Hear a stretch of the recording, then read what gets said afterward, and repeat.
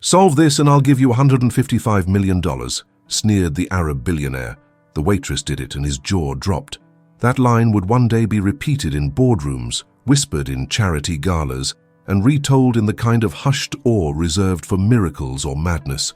But on the night it happened, it was just a cruel joke, a way for a man who had everything to remind a woman who had nothing of the distance between their worlds. Before we go deeper, if you believe love can still transform even the coldest hearts, subscribe and be part of stories that still believe in love. The man was Zahir al-Rami, 41, self-made, and emotionally impenetrable. He had built his empire from sand and oil, a constellation of companies that stretched from Dubai to London. His fortune was estimated at billions, but what no one estimated was how little of himself remained human. The more he conquered, the less he felt. He collected art, properties, and power with the same detachment he used to dismiss people. The woman was Ella Dawson, 27, a waitress in a modest cafe near Hyde Park. She had studied mathematics before life broke her plans. Her father's illness had drained every penny she had saved, forcing her to trade numbers for napkins, equations for espresso shots. Still, she smiled. She always smiled, the kind that could make silence feel warm, the kind Zahir had forgotten existed. Their worlds collided on a rainy evening in London. Zahir's Rolls-Royce had stopped near the cafe after a meeting with investors. He had needed silence, but the city never offered it. Seeking refuge, he entered the first place with light, the cafe where Ella worked. He didn't plan to stay long. He didn't plan to notice her. She brought his coffee. Black, no sugar, no smile. "Rough day?" she asked softly. He looked up, surprised that someone dared to ask. Her voice carried sincerity, not flattery. It irritated him. "I don't discuss my days with strangers," he said flatly. "Fair," she replied, unfazed. "Still, I hope your night's better than your tone." It was a small rebellion, but it drew something rare from him, a smirk. Her courage was disarming. That moment, fleeting as the reflection of rain on glass, unsettled him. He watched her move between tables, graceful and efficient, kindness disguised as routine. And when she smiled at a tired mother, or offered free tea to an old man short of coins, something inside him, long buried, stirred. He left £1,000 tip on the table, more to forget her than to thank her. But fate doesn't accept bribes. The next morning, Ella's cafe appeared on the news. A mysterious billionaire had tipped an entire month's rent to a waitress, sparking headlines about modern generosity. She laughed it off, embarrassed, and used the money to fix her father's wheelchair. Meanwhile, in his penthouse overlooking the Thames, Zahir couldn't stop thinking about the girl who wasn't impressed. 3 days later, he returned, not for coffee, but for answers. She was cleaning a table near the window when she saw him again. He didn't belong there. His tailored coat, his watch, the air of someone who could buy silence itself. "You came back," she said, cautious but curious. "I came to ask a question," he replied. "Why did you give half the tip to the shelter across the street?" She frowned. "You were watching." He ignored the question. "It was your money." She shrugged. "It wasn't mine. It was too much for a cup of coffee. They needed it more." Zahir studied her as if she were an unsolvable formula. People didn't give away what they needed. Not in his world. He invited her to dinner. Not romantically, but as an experiment. "You intrigue me," he admitted. "Let's talk somewhere that doesn't smell of burnt toast." Ella hesitated. "You're used to getting what you want, aren't you?" He leaned forward. "Always." "Then maybe it's time someone said no." That night she did say no, and for the first time in his life, Zahir felt the sting of rejection not as an insult, but as a challenge. Over the following weeks, their lives began to orbit each other. He visited the cafe often, always ordering the same bitter coffee, always staying longer than necessary. Their conversations grew, about books, about fate, about how people mistake money for safety. She listened to him without fear, and he spoke to her without pretending. One evening, during a business trip in London, Zahir invited his board of investors to dinner at a 5-star hotel. Ella was working that night, a temporary shift to cover for a sick colleague. When their eyes met across the dining hall, time folded into silence. One of the executives, arrogant and cruel, noticed his gaze. "Zahir, you're staring at the help," he sneered. "Should we order her number with the wine list?" The laughter that followed was sharp and vulgar. Zahir's face froze. For a moment, he seemed ready to destroy the man. But Ella, cheeks flushed with humiliation, placed a note on the table and whispered, You don't need to defend me, just be better than them. The dinner continued, but something shifted inside him. The way she carried herself, untouched by their cruelty, made him see wealth for what it was, a fragile disguise. Later that night, driven by something he couldn't name, he found her outside the hotel, waiting for the bus in the drizzle. "Ella," he said quietly, "I'm sorry." She turned to him. "For what? For their words? Or for your silence?" He had no answer, only the reflection of his regret in her eyes. She sighed, soft but steady. "You live in a world where people are bought. I live in one where people survive. Don't confuse pity with connection." He stepped closer. "And what if I'm tired of being alone? Then start by being honest." From that night, honesty became their currency. He confessed he hadn't laughed in years. She confessed she hadn't dreamed in months. Somewhere between those confessions, something tender began to bloom. Dangerous, forbidden, but real. But Zahir wasn't a man easily transformed. He was about to prove it in a single moment of arrogance that would test them both. The next morning, during a charity event filled with cameras and champagne, one of his rivals mocked him for his new hobby of rescuing waitresses. Zahir, half amused and half defensive, replied coldly, "She's clever, I'll give her that. Maybe I'll test her." He turned, saw Ella across the room, invited by the charity to serve, and smirked at the journalists. "If she can solve this," he said, picking up a small puzzle box from the table, "I'll give her $155 million. Gasps, laughter, cameras flashing. Ella froze, and in that instant, the man she thought she was beginning to understand disappeared behind the armor of his old self. For a moment, silence claimed the entire ballroom. Crystal glasses paused mid-air, laughter strangled in throats, and 1,000 eyes turned toward her. Ella stood there, frozen, the golden light from the chandeliers cutting across her face. In her trembling hands, a tray of untouched champagne flutes quivered, their reflections distorting the faces of the elite who had come to watch someone else's humiliation. Zahir's challenge hung between them like a curse, a puzzle box, small and intricate, carved from cedar and brass, something ancient, meant for amusement, now weaponized for pride. He hadn't planned to hurt her, not consciously, but men like him often mistook cruelty for control. "Come on, Miss Dawson," one of the guests said mockingly. $155 million for solving a little game. Seems fair, doesn't it?" She looked at Zahir, the man she had thought she was beginning to understand. His expression was unreadable, his jaw tight. It wasn't malice in his eyes. It was fear, fear of appearing weak in front of men who measured worth by domination. "Don't," she whispered, her voice almost lost beneath the murmur of curiosity. "This isn't you." He almost said it wasn't serious, that it was just a joke, but pride is a dangerous god. Once fed, it demands more. The host laughed. "If she refuses, I suppose she doesn't believe in herself," and that broke something in her. Ella placed the tray down with care and stepped forward. "Fine. What's the puzzle?" Zahir hesitated. The crowd leaned closer, phones already recording. He handed her the small box. "It's a cipher lock," he said quietly. "An old Bedouin riddle my grandfather gave me. No one's ever opened it." She ran her fingers along the engravings, Arabic script and geometric lines. "You said if I solve it, you'll give me $155 million. Her tone wasn't greedy, it was steady, almost calm. The men around him chuckled. "If she does, I'll double it," said one of them, drunk with arrogance. Zahir's heart sank. He wanted to stop it, but the storm he had summoned was already raging. And so, under the watchful eyes of billionaires and strangers, the waitress began to work. She didn't rush. Her movements were deliberate, gentle, guided by intuition rather than ambition. Every few seconds she murmured something, a pattern, a word, a number, as if speaking directly to the box. The crowd grew restless, laughter giving way to whispers. Zahir couldn't take his eyes off her. There was something sacred about her focus, a kind of faith he had forgotten existed. Then, with a soft click, the box opened. A gasp rippled through the hall. Inside lay a single folded parchment, a line of poetry written by Zahir's grandfather. "The heart opens what the mind cannot." Ella looked up, her eyes meeting his. The message between them was clear, almost cruel in its irony. She held the box out to him. "I believe this belongs to you." No applause, no laughter, just silence, and the weight of every unspoken truth in the room.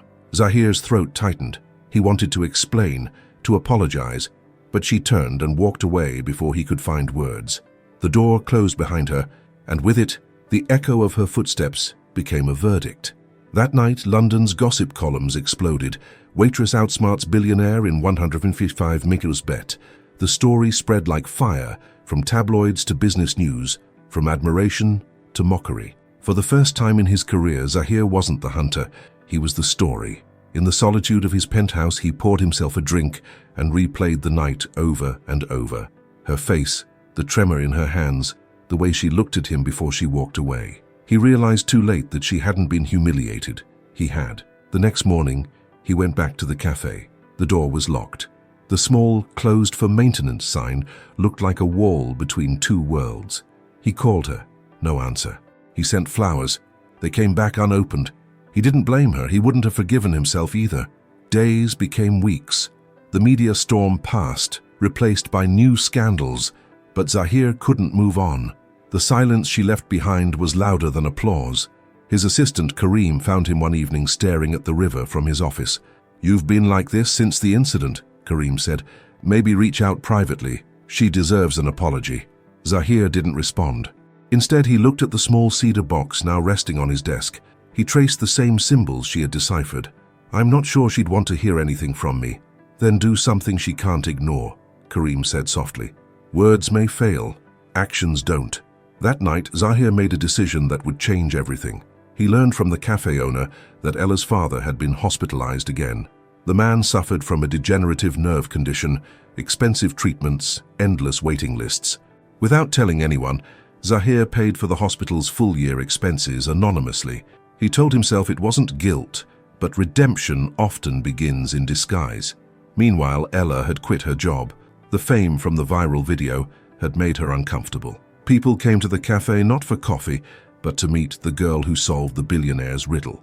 Some called her a genius, others a gold digger. Both were wrong. She spent her days at the hospital beside her father, helping him read, laughing through the pain. But every time she closed her eyes, she saw that ballroom, the lights, the laughter, the look in Zahir's eyes when pride devoured kindness. One afternoon, a nurse handed her a folder. "Your father's medical bills," she said. "Everything's been paid by an anonymous donor." Ella froze. She knew. It wasn't charity. It was penance. Her father smiled faintly. "There are still good people out there." "Maybe," she whispered. "Or maybe just people trying to remember how to be." That night she walked home alone. Rain washed the city clean, or tried to. She stopped by the river, looking at the shimmering skyline. The same skyline reflected in the glass walls of Zahir's world. Two cities, one of light, one of glass, and somewhere between them, two people who shouldn't have met. She whispered into the dark, "Why can't you just be real?" Zahir, in his penthouse above, asked himself the same question. For weeks, they lived parallel lives, both haunted by the same moment, both pretending it didn't matter, until the night he received an invitation. It wasn't written by her. It came from the shelter across the street from the old cafe, the same one she had donated his first tip to. The letter thanked him for his anonymous support and invited him to attend their annual fundraiser. At the bottom, written in delicate handwriting, was a small note. "If you truly want to do good, come without your name." Zahir knew immediately. It was her. The date was set. The place, the same cafe, now reopened as part of the shelter's expansion project. He would go, not as a billionaire, not as the man who once humiliated her, but as someone who needed forgiveness more than pride. He folded the letter and placed it inside the cedar box, the one she had opened when no one else could. For the first time in years, Zahir smiled without knowing why. Because for the first time in his life, he wasn't planning a business move, he was planning an apology. And somewhere deep inside him, a thought took root. Dangerous, impossible, and beautiful. What if this time, he let love lead? The night of the fundraiser arrived draped in rain, the kind that softened the city's edges and made even London's glass towers look human. The small cafe had been transformed. String lights traced the windows, candles flickered on mismatched tables, and laughter mingled with the smell of cinnamon and hope. The same place that once served as Ella's battleground now felt like a sanctuary reborn. Zahir stood across the street, hidden beneath an umbrella, watching through the glass. He wasn't wearing his usual tailored armor, no suit, no tie, just a dark coat and humility he didn't yet know how to wear. The wind brushed past him like memory. He hesitated before crossing. Inside, the warmth hit him like a confession.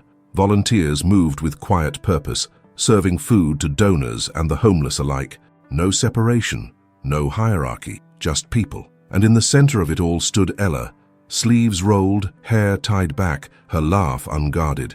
She was radiant, not in wealth, but in peace. He almost turned around. What right did he have to step back into her world? But then she saw him.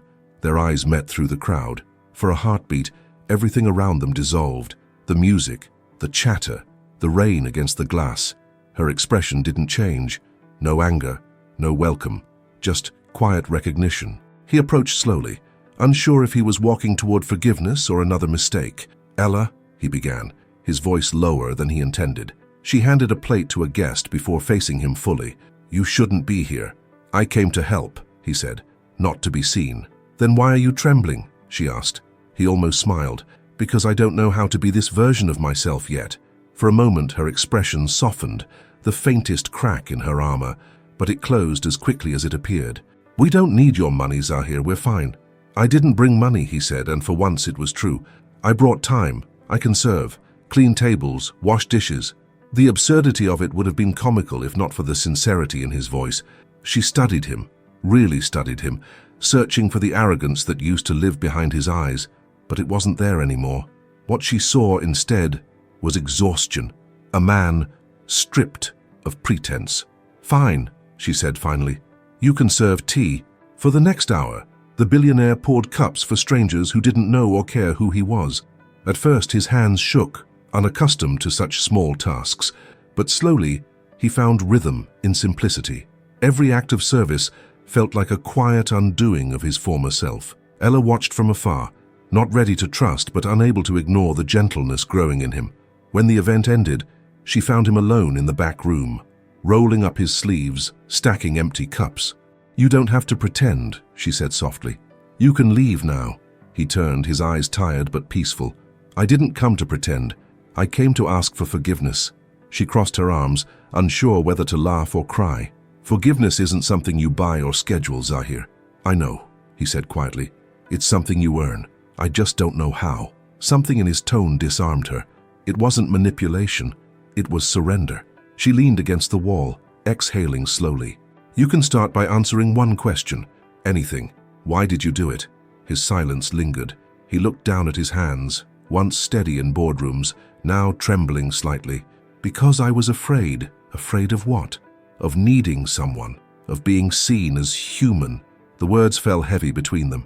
In her eyes he saw both pain and understanding, the kind reserved for those who have also been broken. "Do you think humiliating me made you less afraid?" she asked. He shook his head.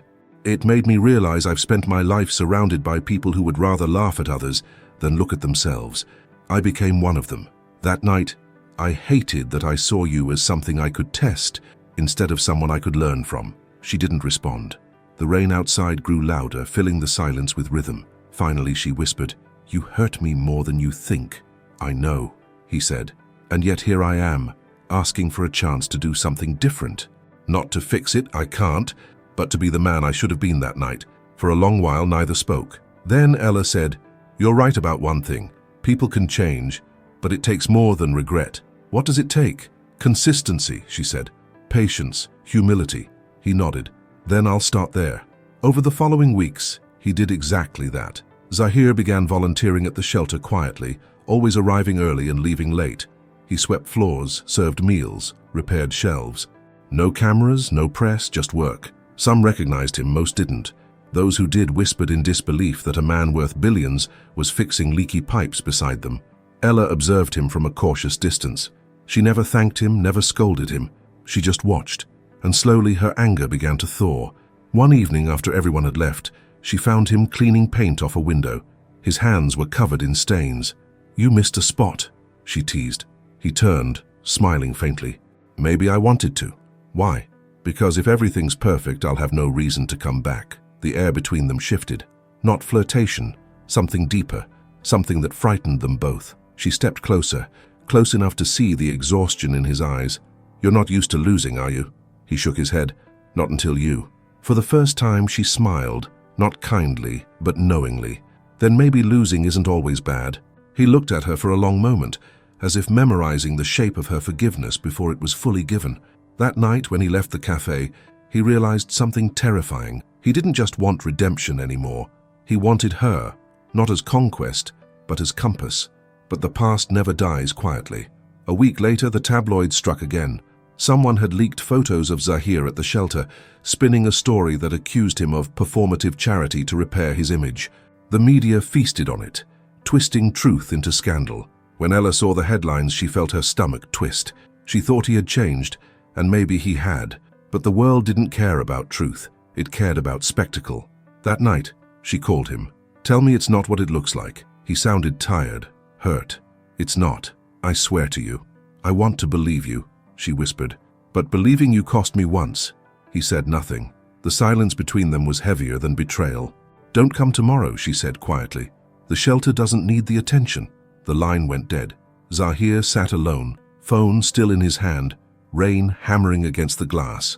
For the first time in his life, he wasn't angry at the world for misunderstanding him. He was angry at himself for giving it a reason to. And yet, as the city drowned in noise, one thought refused to leave him. He couldn't lose her again. Not this time. The world turned cold for both of them after that night. Ella stopped answering his messages. The shelter distanced itself from the noise, closing its doors to cameras, and Zahir disappeared from the headlines as quickly as he had entered them. But silence doesn't heal. It only deepens what's left unsaid. For weeks, she told herself she didn't care. She convinced herself that he had used her again, that this time the stage was smaller, but the humiliation was the same. Yet every night as she lay awake listening to the rain against her window, she thought of him, the man scrubbing paint from glass, the man who looked at her as if she were the only honest thing left in his world. Meanwhile, in a quiet villa outside the city, Zahir sat alone, surrounded by the empire he once worshipped. Meetings were postponed, deals ignored, parties declined. He had spent his life mastering control, and now, for the first time, control meant nothing. Karim tried to reason with him. "You can't disappear forever," his friend said. "You're not built for solitude." "Maybe solitude is the only place left where I don't hurt people," Zahir replied. Karim sighed. "You think running makes you noble? It makes you cowardly. If you want to change, go back there and face her, explain. Don't let lies write your story again." He wanted to, desperately. But guilt is a heavy leash. He had already hurt her once. How many times could he ask for forgiveness before it stopped meaning anything? Then one morning, fate, or something like it, intervened. A call came from the hospital. Ella's father had taken a sudden turn for the worse. She arrived within minutes, breathless, eyes red from panic. The doctor spoke softly, explaining that the illness had reached its final stage. There was nothing left to do but keep him comfortable. When Zahir learned of it through the same anonymous channels he still quietly funded, something inside him broke open. He didn't hesitate. He went to the hospital, not as a savior, but as a presence. She found him standing at the end of the corridor, holding a small bouquet of white lilies, unsure if he was allowed to give them. "What are you doing here?" she asked, exhaustion mixing with disbelief. He hesitated. "I heard. I came to see if you needed anything." Her eyes glistened, but her voice stayed cold. "You think I still need you?" "No," he said simply. "But I do." The words hit her like a confession she didn't want to hear. For a moment, they stood in the sterile glow of the corridor, two lives fractured by pride and fear. Then, without permission, he followed her into the room. Her father lay pale but awake. The old man smiled faintly when he saw Zahir. "Ah," he whispered, "the man from the puzzle." Zahir bowed his head. "You remember." "How could I forget?" the man said, voice thin but kind. "You made my daughter angry, and that's a rare achievement." Ella tried to suppress a laugh, but it broke through anyway. Even in the shadow of loss, her father's humor softened everything. Zahir stayed silent, simply sitting beside them as the afternoon faded. He didn't speak of love, or guilt, or redemption. He just listened to the machines, to the quiet breaths, to the fragile rhythm of a family he had nearly destroyed. When the nurse entered to change the IV, Ella stepped outside to catch her breath. Zahir followed, but at a distance. Outside, the sun was setting behind the clouds, turning the world gold and grey at once. She turned to him suddenly. "Why are you doing this?" He looked at her for a long moment. "Because I can't undo the harm I caused, but I can be present this time. I can stand beside you instead of above you." Her voice trembled. "You think that's enough?" "No," he said, "but it's a start." She wanted to scream, to push him away, but something in his eyes, that quiet ache, disarmed her. For a second she saw not the billionaire, not the man from the headlines, but someone deeply human, stripped of armor. She closed her eyes. "You hurt me in front of the world, Zahir, and now you show up in the quietest moment of my life, as if you belong here." "I don't," he admitted, "but I wish I did." The honesty shattered her anger like glass. She walked away before he could see her tears. That night her father passed peacefully. His last words, a whisper, meant for her, "Forgive even when they don't deserve it." She stayed beside him until dawn, her fingers entwined with his, her heart hollow but steady. When she finally stepped out of the hospital room, Zahir was still there, sitting in the hallway, his coat draped over his lap, eyes hollow from a sleepless night. "You didn't have to stay," she murmured. "I know," he said quietly, "but I promised myself I wouldn't leave when things got hard anymore." Something shifted between them then, not reconciliation, but understanding, a silent acknowledgement that grief can melt even the sharpest edges of pride. Days passed. The funeral was small, intimate. Zahir kept his distance, standing among the last row of mourners, letting her have her peace.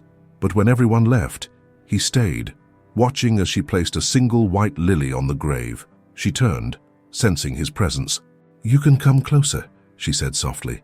He stepped forward. The air smelled of wet earth and closure. "I don't know what happens next," she said. "Neither do I," he replied. "But I'd like to find out, if you'll let me." Her gaze lingered on him, searching for deceit and finding none. "You're not the man who walked into that cafe months ago," she said finally. "No," he whispered, "because I met you." It should have been a moment of peace, but love born from pain never travels in straight lines. A black car pulled up near the cemetery. A woman stepped out, tall, elegant, cold. She approached them with the poise of someone used to commanding attention. "Zahir," she said sharply, "we need to talk." Ella's heart clenched. He froze. "Layla, what are you doing here?" Layla, his former fiancée, the one he had left behind when ambition swallowed affection.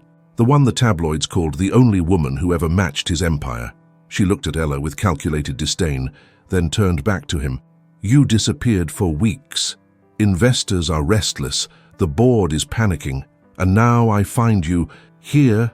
Zahir tried to speak, but she cut him off. "Whatever game you're playing, end it. You don't belong in this world." Ella stepped back, her chest tightening. She didn't need more proof that she didn't belong in his. Layla's final words were daggers. "Remember who you are, Zahir. Don't throw away an empire for a charity case." Then she left, perfume and venom lingering in the air. When the car disappeared down the road, silence filled the space between him and Ella once again. He turned to her, desperate. "She doesn't—" But Ella lifted her hand. "You don't have to explain. She's right about one thing. You don't belong here." Her voice didn't tremble, but her heart did. And before he could say another word, she walked away, this time for good, or so they both thought. The days that followed felt endless. Zahir returned to Dubai, not as a man coming home, but as someone being buried alive in his own empire. The glass towers he had built now looked like tombstones, and the people who once admired him spoke to him in measured tones, afraid of his silence. He sat through board meetings without hearing a word, staring at numbers that used to define him. His assistant, Karim, noticed the shift. "You're losing focus," he said one evening, placing a report on the desk. Zahir didn't look up. "I've spent my life focused on the wrong things." Karim sighed. "She changed you." "No," he said quietly. "She showed me who I already was. I just didn't like what I saw." Outside the window, the city glimmered like a mirage. His empire was stable, profitable, admired, and yet he felt poorer than ever. Meanwhile, across the ocean, Ella had moved to a smaller town outside Oxford. She worked as a tutor now, helping children who struggled with mathematics. It was quiet, unglamorous, and peaceful. Everything she thought she wanted. But peace without closure is just another form of longing. Sometimes, late at night, she would open her old notebook filled with numbers and formulas and find, between them, fragments of the riddle she had solved months ago, the one that had changed everything, the one that had started it all. She would trace the lines of the code with her fingers, as if the answer to her heart could also be found in logic. But logic failed her now. Zahir tried to bury himself in work. He doubled his philanthropic projects, gave millions to hospitals, funded schools in remote villages. But every act of generosity felt hollow because the one person whose forgiveness mattered wasn't there to see it. One evening during a business gala in Doha, he stood on stage to deliver a speech. Cameras flashed, applause roared, and yet his voice faltered midway. He looked at the crowd, the same kind of people who had once laughed at Ella, the same world he had built around himself. He paused, lowering the microphone. "Do you know what the greatest poverty is?" he asked quietly. "It's believing that money can protect you from needing to be loved." The room went silent. It wasn't the kind of speech they expected, but it was the only truth he had left. When the event ended, reporters surrounded him. One asked, "Is this about the waitress from London?" He didn't answer. He simply turned and walked away. Back in Oxford, Ella saw the clip circulating online. The comments were merciless, calling him sentimental, unstable, unfit for leadership.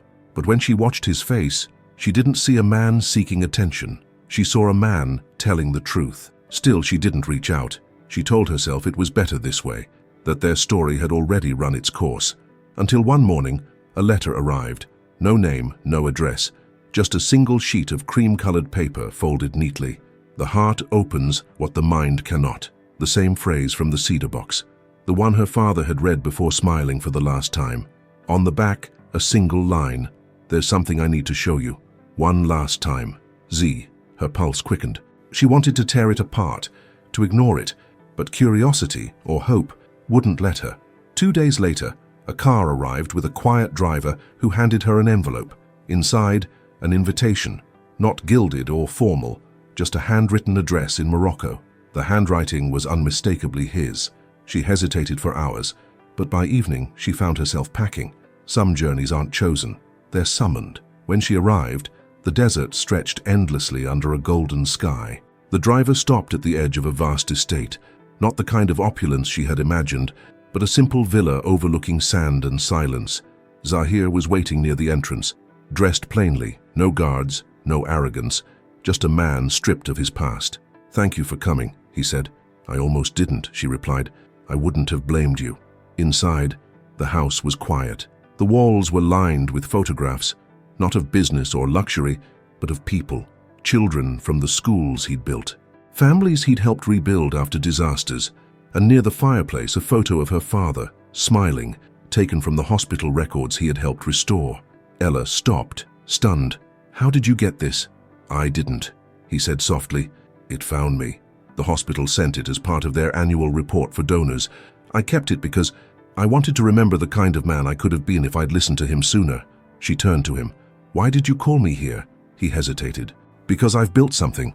Not for the world, but for him, for you." He led her outside. In the middle of the desert stood a newly constructed school, simple, sun-warmed stone, and a plaque that read, "The Dawson Institute of Mathematics, for those who believe in second chances." Ella covered her mouth, tears burning her eyes. "You did this?" she whispered. He nodded. "It's fully funded. Free education, scholarships, mentorship. It's yours to run, if you want it." She shook her head, overwhelmed. "Zahir, this isn't—" "It's not charity," he interrupted. "It's redemption. I don't want gratitude. I just want a reason to be better." The wind swept through the dunes, carrying silence between them. For the first time, she saw not wealth or guilt, but grace, the kind of grace that only comes after being broken. "I don't know if I can forgive you," she said finally. He smiled faintly. "Then don't. Just teach here. Let the children forgive me instead." She looked at the school again, the sunlight glinting off its walls like quiet hope. "You really built this for us?" "For what we could have been," he said, "and for what I still believe we might become." She didn't answer. She couldn't. As the sun sank behind the dunes, she walked into the building, into the echo of laughter from the children who would arrive soon, while Zahir watched from a distance, uncertain if he had just found peace or lost it forever. But as he turned to leave, Ella's voice called out softly behind him, "Stay for the opening, please." He froze. It wasn't forgiveness, but it was hope, the first real thing either of them had felt in months. The desert glowed like gold that morning. The air was crisp, the horizon endless, and the school, the Dawson Institute of Mathematics, stood like a quiet miracle born from dust and loss. Children from nearby villages arrived in buses donated by Zahir's foundation, their laughter spilling into the open courtyard. For the first time, the building came alive.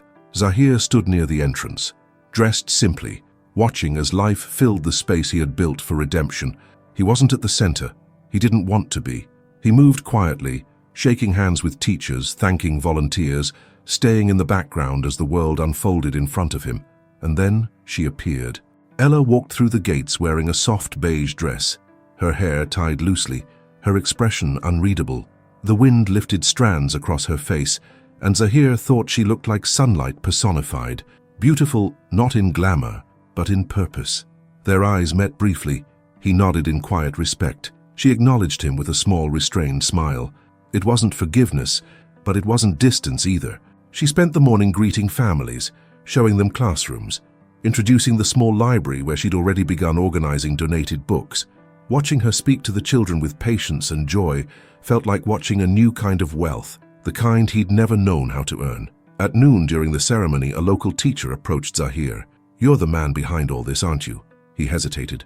"No, she is." The teacher smiled. "Then perhaps you both are."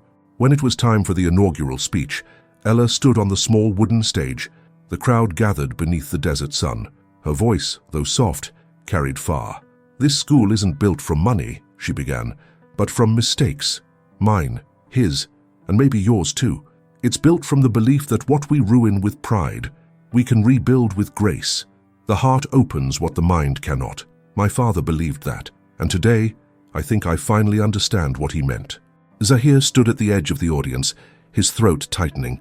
The words hit deeper than she could imagine. After the applause, she found him standing near the water well, watching the children play. "You heard me," she said gently. "I did. And you didn't walk away." He smiled faintly.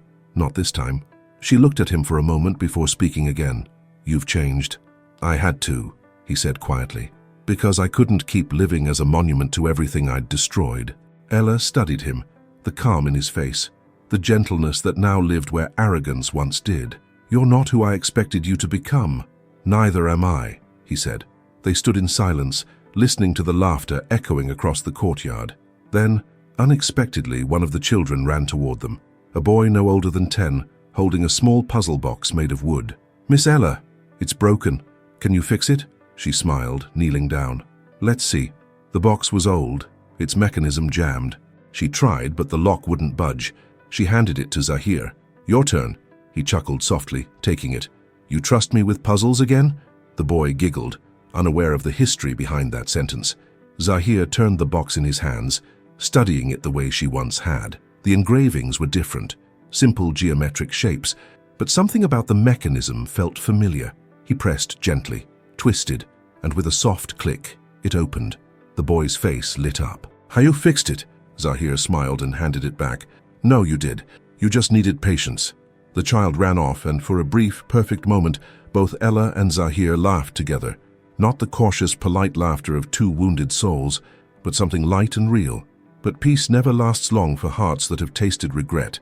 That evening, as the event drew to a close, Zahir received a call. His assistant's voice trembled through the static. "It's urgent. The board has voted. They're forcing a merger you didn't approve. You need to return to Dubai immediately or lose controlling shares." He froze. "They can't." "They can," Karim said. "Layla convinced the majority you've lost focus. They're calling it the stability vote. You have 48 hours. He ended the call, the joy of the day slipping away like sand through his fingers. He turned. Ella was watching him from across the courtyard, concern etched in her eyes. "Something's wrong," she said, approaching. He nodded. "My company. They're trying to take it from me." Her voice softened. "Then go. You have to fight for it." He looked at her with quiet despair. "Every time I fight, I lose something that matters." "Maybe this time you can win both," she said, "but not if you give up." He smiled weakly. "You sound like my father." "I sound like someone who believes you can be more than your empire." Their eyes lingered, neither ready to say goodbye. Finally, she spoke. "Go fix what's broken. Just don't forget what's worth keeping."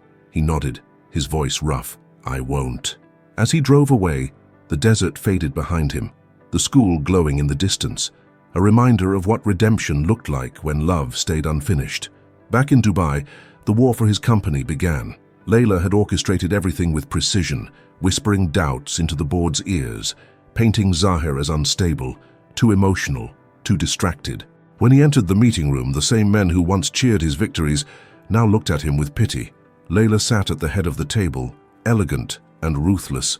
"You've changed, Zahir," she said coldly, "and that makes you dangerous to everything we've built." He stared at her, his voice calm. "Everything you built was greed disguised as legacy." "This isn't about morality," she replied. "It's about power." "Then you've already lost," he said. The vote proceeded. It was close, too close. But when the final count was read, Zahir's control was stripped away. Decades of work gone. He walked out of the building without a word. The cameras waited outside, hungry for reaction. He gave them none. That night, sitting alone in his penthouse, he looked at the skyline, the empire he'd built now belonging to others. For the first time, he felt strangely free. He took out his phone, typing a message to Ella. "Lost the company today, but I kept something better." He hesitated before pressing send. Then he deleted it. Instead, he whispered into the silence, as if she could hear him across the desert. "I finally understand the riddle, Ella. The heart opens what the mind cannot." And as he looked out into the night, he didn't know that far away. In the quiet of the school courtyard, Ella stood under the same stars, whispering the same words. The news spread like wildfire across continents. Zahir al-Rami loses control of his empire after internal coup. Headlines that once glorified him now feasted on his downfall. Overnight, he went from billionaire visionary to symbol of broken power. For the first time in decades, the world wasn't watching him with envy. It was watching to see if he would break, and he nearly did. His penthouse became a cage of silence. No calls, no meetings, no noise, just the hum of the city below and the echo of what he'd lost. The walls, once filled with art and trophies of conquest, now seemed to mock him. Every sculpture, every photograph whispered of a man who had traded love for control and now had neither. Karim came often, worried. "You can rebuild," he insisted. "Start something new. You've done it before." Zahir shook his head. "Before, I had arrogance to burn. Now I have truth, and it's heavier than any fortune I've lost." The days blurred. He walked the streets anonymously, dressed like anyone else, watching the life of ordinary people, the ones who lived without headlines, without empires, without fear of losing everything because they had never owned the world to begin with. In those quiet wanderings, he began to see beauty again, in simplicity, in effort, in people who still believed in goodness without needing to prove it. He found himself returning to the markets, helping strangers without saying who he was, rebuilding something invisible inside him. But every night, one thought returned: Ella. He wondered if she had heard the news, if she pitied him, if she thought he deserved it. And deep down, he knew he did. Across the sea at the Dawson Institute, Ella did hear. She was grading papers when the headline flashed across her screen. Her first instinct was sorrow, not triumph, not relief. Just a deep ache for a man who had finally paid the price for his pride. That evening, she stood outside the school as the sun melted into the dunes. Children's laughter faded into the distance, leaving only wind and memory. She whispered into the empty air, "You wanted redemption, Zahir. Maybe this is what it looks like." Weeks passed. The world moved on, but his absence lingered like a ghost in her chest. Then one afternoon, as she was preparing lessons, a young man arrived at the gate, a courier carrying a small envelope sealed in gold wax. "For Miss Dawson," he said, bowing slightly. She opened it. Inside was a plane ticket to Dubai, a simple handwritten note, and one line that made her heart skip. "Sometimes losing everything is how we learn what's worth rebuilding." Z. She hesitated for a long time. She had rebuilt her peace, her life, her purpose. But peace without closure was still a cage, and something told her that if she didn't go now, she would always wonder what became of the man who once challenged her with cruelty, and later with love. When she landed in Dubai, the city seemed different, less dazzling, more human. The newspapers still carried fragments of the aftermath: lawsuits, settlements, leadership changes. But what caught her eye wasn't business. It was a small article buried in the corner of a local page. "Former billionaire funds rebuilding of orphanage destroyed in fire. Remains anonymous." She didn't need to guess who it was. The address listed was in the old quarter, far from the skyscrapers. That night she went there. The orphanage was in ruins, half burned, half rebuilt. Volunteers moved through the debris, carrying bricks, distributing blankets, and among them, there he was. Covered in dust, hammer in hand, face streaked with sweat and ash. He looked nothing like the man she remembered, thinner, sun-worn, his hands rough, his clothes simple. But when he looked up and saw her, his eyes widened in disbelief. "Ella." She stood still, clutching the letter. "You didn't expect me?" He smiled faintly, shaking his head. "No, I thought you'd finally erased me from your world." "I tried," she admitted. "It didn't work." They stood in silence, surrounded by the sound of hammers and wind. Finally, she stepped closer. "Why are you doing this yourself?" He glanced around. "Because money can't rebuild trust. Hands can." The answer was simple, but it hit her like poetry. She picked up a shovel lying nearby. "Then let's work." They spent the next hours side by side, moving rubble, rebuilding walls, saying little but feeling everything. There was no music, no ceremony, just the raw rhythm of labor and unspoken healing. When the last beam was lifted into place, the first stars had already appeared. Zahir sat down on the steps, exhausted. "I used to think power was about making people look up to you," he said. "Now I think it's about standing beside them." Ella sat next to him, brushing dust from her palms. "Maybe that's what your grandfather meant. The heart opens what the mind cannot." He turned to her, voice low. "You remembered." "I never forgot," she said. A warm silence grew between them, fragile, trembling, real. But fate still had one more test. The next morning, the media arrived, drawn by whispers that Zahir al-Rami was alive and working on the ruins. Cameras swarmed the site, journalists shouting questions, drones hovering overhead. Ella tried to shield the children, yelling for them to move inside. But one reporter pushed through, thrusting a microphone towards Zahir. "Is this your comeback project, Mr. al-Rami?" Another PR move. He ignored them. "Did you bring her here for sympathy?" The man sneered, pointing at Ella. That was enough. Zahir stood tall, his voice steady. "You don't understand. This is not about image. This is about rebuilding what pride destroyed. In me, in this place, maybe even in her faith in people like me. Now put the cameras down. These children don't need your headlines." His words stunned them into silence. The cameras lowered. One by one they left.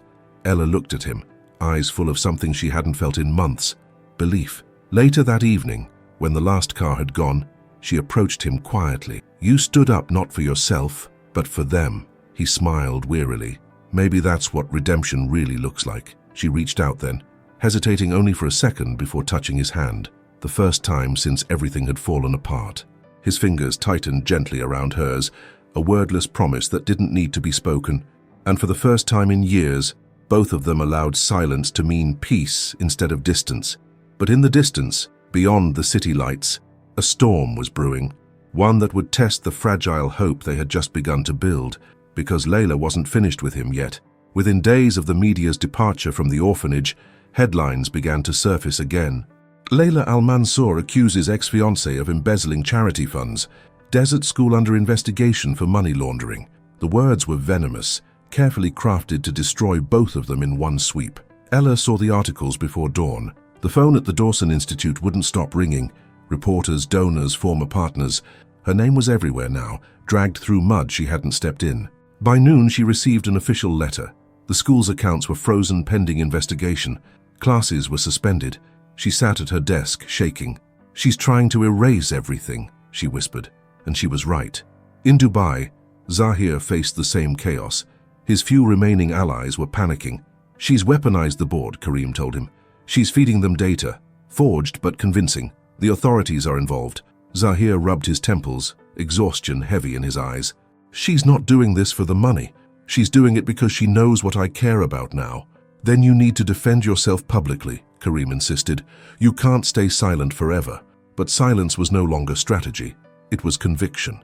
"If I fight her the way I used to," Zahir said quietly, "I'll become her." That night he received a call, a familiar voice. "You've gone too far, Layla," he said, before she could speak. "Have I?" Her tone was sharp as glass. "You humiliated me, abandoned the empire I helped you build and replaced me with a waitress. You think I'll just fade away?" "I never replaced you," he said. "I let go of everything that made me blind. You let go of me." "I had to." There was silence, heavy and brittle. Then her voice hardened. "If you don't fight back, I'll burn every good thing you've tried to build. I'll make the world believe she used you." He felt the ground shift beneath him. "You already have. "Not yet," she said. "But I will." The line went dead. He sat there for a long time, staring at the city below, knowing the only way to end this was to step back into the world he'd left behind. Not for power, but for truth. 3 days later, he appeared at the press conference Layla had organized to expose his corruption. Cameras flashed, microphones thrust forward like weapons. Layla stood at the podium, flawless and cruel, weaving her story of betrayal and deception. When she finished, Zahir stepped forward. His voice was calm, deliberate. "You've told your version of the truth, Layla. Now let me tell mine." He turned to the audience. "Everything I built with her, but not the woman beside me. The woman who taught me that worth isn't measured in empires or headlines. The one whose name you've dragged through this circus." A murmur rippled through the crowd. He continued, "Yes, I gave away my fortune. I gave away control. Because what I had wasn't power, it was fear. And if that makes me guilty, then I accept it. But the only crime committed here is how easily the world believes malice when love is quieter." Layla laughed bitterly. "You think this speech will save you?" "No," he said softly, "but it might save me from myself." He stepped down from the stage and walked out, ignoring the noise behind him. Hours later, the recordings of his words flooded social media. For the first time, the narrative began to shift. People saw sincerity where they once saw scandal. Donations poured back into the school's account. The investigation began to unravel as forged documents were exposed, and Layla, the woman who had always lived in control, started to lose it. In her penthouse, she watched the news unfold, her reflection fractured in the glass. "You think you've won," she muttered, "but you'll never be free." Back in Morocco, Ella received a message from the embassy confirming the school's reinstatement. Tears of relief filled her eyes, but as she scrolled further, she saw another headline, one that made her blood run cold. Layla Al-Mansour reported missing after car accident on the coastal highway. The photo showed twisted metal under moonlight. The article mentioned rain, a loss of control, and a vehicle found near the cliffs. Ella stared at the screen, the world spinning. Zahir called that night, his voice breaking. "They say she's gone. The police think it was deliberate." She didn't speak. The weight of it was too heavy. "I didn't want this," he whispered. "Not like this." "I know," she said softly. "You wanted peace, and sometimes peace comes too late." In the days that followed, Zahir withdrew completely. No calls, no public appearances. He disappeared into the desert, the same place that had once saved him. Weeks later, Ella went looking for him. She found his villa empty, the doors open, wind sweeping through the rooms. On the table, a single letter addressed to her. "I've lost too much to know what winning means anymore. I'm going to the mountains to find silence that doesn't hurt. If you ever think of me, let it be not as the man who failed you, but as the man who finally learned to see you." It wasn't goodbye, it was surrender. Months passed. The school thrived again. The children's laughter returned. The desert bloomed with new beginnings. And yet every evening, Ella would stand by the courtyard gate staring toward the horizon, waiting though she would never admit it. Then one day, near dusk, a car approached. Old, covered in dust, its tires cutting through the sand. When it stopped, a familiar figure stepped out, beard trimmed, eyes tired but alive. He walked toward her slowly, the setting sun catching the faint scar on his cheek, a mark from the accident he'd survived trying to find Layla's wreckage. "Zahir," she whispered. He stopped a few steps away. "I had to see it again," he said. "The place that gave meaning to everything I ruined. It's still here," she said quietly.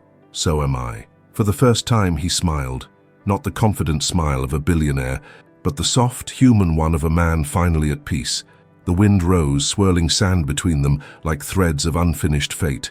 And then, without words, she walked toward him. Slow, uncertain, but determined. He met her halfway. There were no grand speeches, no promises of forever, just the simple truth in their eyes, that sometimes redemption is not about being forgiven, but about learning how to love without armor. But as the night deepened and stars burned above the desert, Zahir knew something was still waiting. One last act that would decide whether their story ended in peace or in flame. Because not every ghost of the past was buried yet. The weeks that followed felt like borrowed time. The world for once had gone silent. No scandals, no headlines, no investors demanding explanations. The desert around the Dawson Institute shimmered with peace, and for the first time, Ella believed that maybe, just maybe, they had outrun the ghosts. Zahir stayed near the school, helping with the renovation of new classrooms, fixing benches, teaching the older boys discipline through carpentry. He laughed more now.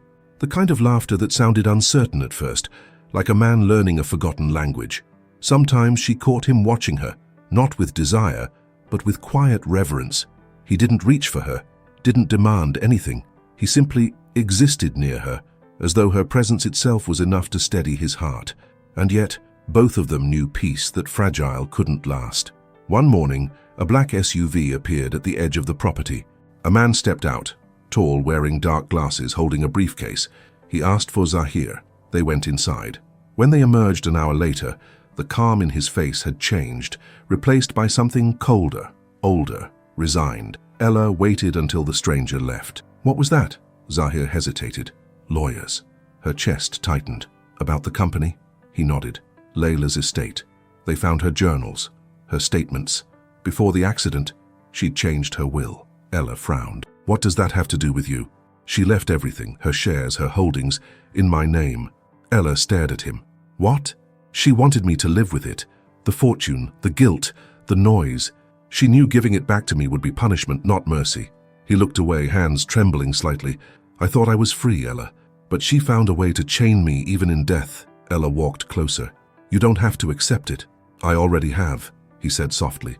Because if I don't, someone else will use it to hurt more people. But once I clean it, sell everything, I'll make sure not a single coin carries her poison. She saw then what the world never had. A man torn between redemption and duty, between who he was and who he wanted to be. You can't fight ghosts with guilt, she said. He looked at her with tired eyes. And you can't love someone who's still at war with himself. She wanted to deny it, but deep down, she knew he was right. That evening he left for Dubai again, promising he would return, and this time she didn't ask him to stay. The city that once glorified him now waited with suspicion. He entered the same boardroom that had stripped him months before, the same faces, the same fear. But this time, he wasn't there to reclaim power. He was there to end it. He sat at the head of the table and said calmly, "Sell it all." They stared at him. "Excuse me?" "You heard me," he said. "The oil, the real estate, the holdings, all of it. Liquidate it and transfer the proceeds to the new foundation, the Al-Rami Fund for Education." One of the board members scoffed. "You're mad. That's billions." "Yes," he said, leaning forward, "and it's the only way I'll ever sleep again." The room erupted in arguments, threats, disbelief, but he didn't care. He'd already made peace with the loss. When he left the building, a familiar wind met him, the scent of sea and sand. He looked at the horizon and smiled faintly. "It's done," he whispered. But fate rarely lets redemption end quietly. That night, as he drove back to his hotel, another car followed him. The same dark SUV from before. When he stopped at a red light, it pulled up beside him. The window rolled down and a gun flashed in the dark. The sound shattered the night. By dawn, the city woke to another headline. Attempted assassination on former billionaire. He survived. Barely. The bullet had grazed his shoulder, but the message was clear. Someone wanted him silenced. Whether it was a rival, a remnant of Layla's empire, or an angry investor didn't matter. The past had claws, and it wasn't done tearing at him. When Ella heard the news, her heart froze. She dropped everything and flew to Dubai, finding him in the hospital, pale but awake. "You should have stayed in the desert," she whispered through tears. He smiled weakly. "I'm hard to kill. This isn't funny." "No," he said softly. "It's not. But maybe it means I still have something left to finish." She sat beside him, taking his hand gently. "You've done enough, Zahir. You've paid enough." He looked at her with eyes that seemed to hold the weight of entire lifetimes. "You don't understand. I need to finish it because I don't want you to live with my ghosts." "You think I care about your ghosts?" she said, her voice trembling. "I care about you." The room fell silent except for the steady beeping of the monitor. He squeezed her hand. "Then let me make this right, for both of us." She wanted to argue, but something in his tone silenced her. The same quiet certainty that once built empires and now sought to dismantle them for love. When he was discharged, he moved with slow determination. Within days, the liquidation began. Bankers protested, politicians begged, partners threatened, but nothing stopped him. Every asset was sold, every share dissolved, and when the final transfer went through, Zahir stood in the middle of his empty office. Nothing left but the echo of his footsteps and the skyline he no longer owned. He called Ella that night. "It's over," he said. She whispered, "Then come home." He paused. "You still call it home?" "Yes," she said softly, "because you're still in it." He closed his eyes. "Then I'm coming back." When he returned to Morocco, the children at the institute ran to greet him. Ella stood by the gate, her heart in her throat. He walked toward her slowly. No guards, no suit, no empire, just a man reborn from ruin. She smiled through tears. "You kept your promise." He nodded. "For once in my life." As the sun dipped low over the desert, she took his hand, not hesitantly this time, but with quiet certainty. "You're home now," she said, and for the first time, he believed it. But deep within, neither knew that one last truth, and buried in Layla's estate papers, would soon rise and test them more than any betrayal before. A secret that would rewrite everything they thought they had survived. Peace returned, but it came like a slow dawn, uncertain, fragile, trembling at the edges. For months, life at the Dawson Institute settled into rhythm. Zahir taught carpentry to the older boys. Ella ran classes on mathematics and life skills, and the children began calling them Mr. Z and Miss E, laughing when they caught them smiling at each other across the courtyard. At night, under the desert sky, they would sit outside the villa sharing tea, speaking in soft tones about everything and nothing. Sometimes when the silence grew too long, she would reach for his hand and he would hold it, gently, reverently, as if afraid that one wrong movement could break the spell. He never said love, and she never asked. Their bond didn't need the word. It was written in patience, forgiveness, and the quiet way their breaths found the same rhythm when the world went still. But peace is never permanent for those who've walked through fire. One afternoon, Karim arrived unexpectedly, dust clinging to his coat, his face pale from travel. He carried a small folder under his arm, one stamped with the insignia of Dubai's probate court. Zahir met him in the courtyard. "You came all this way just to ruin my tea?" he teased. Karim didn't smile. "You need to see this." Ella joined them as he handed Zahir the file. Inside were documents from Layla's estate, but one in particular was different, a sealed confession written 2 months before her death. Zahir's hands trembled as he unfolded it. The first line stole his breath. "If you're reading this, it means I'm gone, and it means I finally did what I couldn't while living. Told you the truth," he read aloud, voice low, heavy. "The night of the coup wasn't mine. The documents, the accusations, the investigation, I didn't create them. I was blackmailed. They had something on me, something that could destroy my family. I let them use me against you, and when I tried to undo it, it was too late." Ella's face paled. "Who had her?" Zahir read on, eyes widening. "It wasn't the board. It wasn't your rivals. It was your father's old partner, the one who vanished after the oil disputes. He wanted revenge. He used me, used your name, and when I realized it, I couldn't stop it. I thought taking the company from you would protect you from something worse, but it only broke you. I'm sorry, Zahir. I never hated you. I just didn't know how to save you without destroying myself." The letter ended with her initials, LAM, and a single line in Arabic. "May God forgive what love could not fix."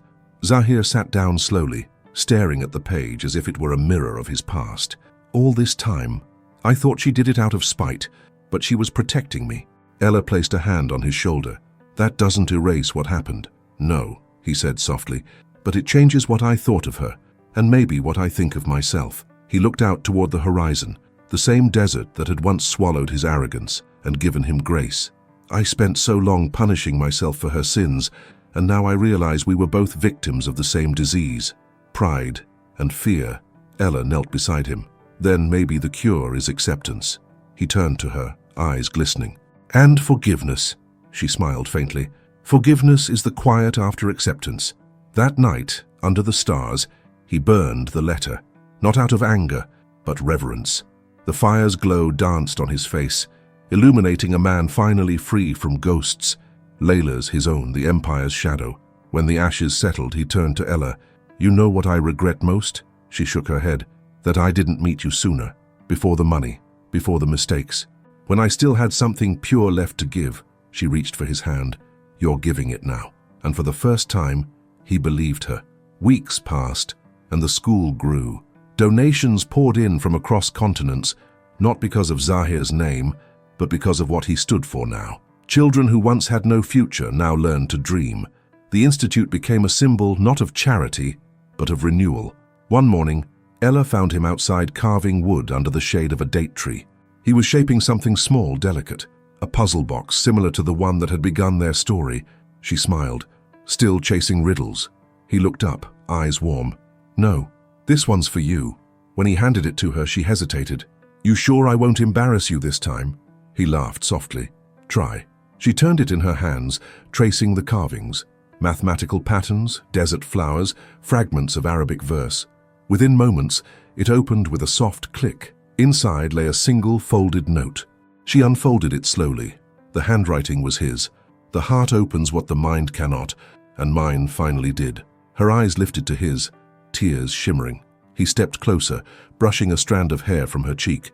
"I don't have empires anymore, Ella. Just one home, wherever you are." Her voice trembled. "And if I say you already have it?" He smiled, and for the first time, the world felt quiet. Not from absence, but from peace. The wind rose again, carrying laughter from the classrooms, the smell of tea, the warmth of everything they had rebuilt. That evening, the children gathered for the school's anniversary celebration. Zahir stood beside Ella as the oldest student read a letter of thanks aloud.